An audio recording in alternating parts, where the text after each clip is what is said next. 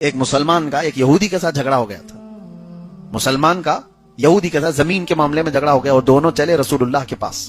یہودی تیار تھا کہ اسے پتا تھا اللہ کے نبی صلی اللہ علیہ وسلم محمد رسول اللہ سچ فیصلہ کریں گے. فیصلے میں حضور نے کہا مسلمان سے کہ یہ اس یہودی کی زمین بنتی ہے، تو چھوڑ دے اس کو. وہ باہر نکلا.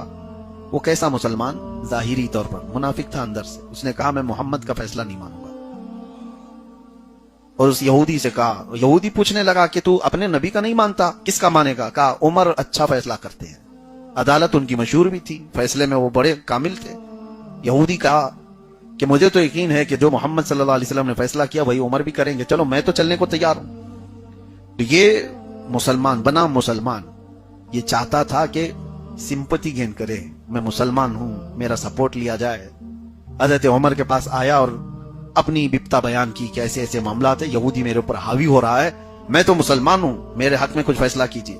تو یہودی پہلے کہنے لگتا ہے اس کی بات کے بعد، عمر ابن خطاب ہم یہی میٹر لے کر رسول اللہ کے پاس گئے تھے، تمہارے نبی کے پاس گئے تھے. حضرت عمر پھر بیٹھ گئے اور پوچھنے لگے کہ کیا کہا پھر حضور نے؟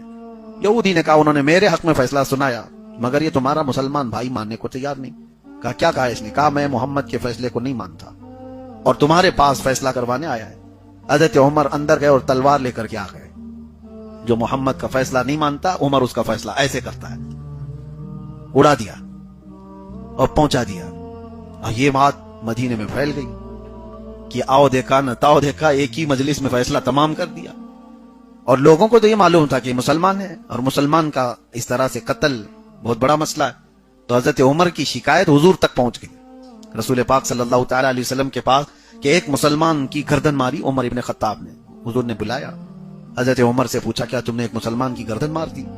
کیسے تم نے جرأت کی؟ حضرت عمر کہتے یا رسول اللہ میں اس کو مسلمان مانتا ہی نہیں تھا، میں اس کو مسلمان مانتا ہی نہیں تھا. کہا کیوں؟ آپ کے فیصلے کو نہ مانے وہ مسلمان کیا ہے؟ تو یہ تو حضرت عمر کا اپنا اجتہاد تھا، ان کا خود کا ایمان تھا، ایسا حکم نہیں تھا. تو حضرت عمر اپنی طرف سے کہہ رہے تھے میں اس کو مسلمان نہیں مانتا.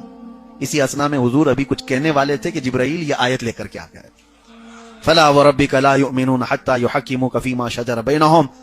اللہ تعالیٰ فرماتا ہے اے محبوب آپ کے رب کی قسم وہ شخص ایمان والا ہو ہی نہیں سکتا جو اپنے معاملات میں آپ کو حاکم نہیں بناتا. حضور نے فرمایا عمر جو تم نے فیصلہ کیا اللہ بھی وہی نازل فرمایا.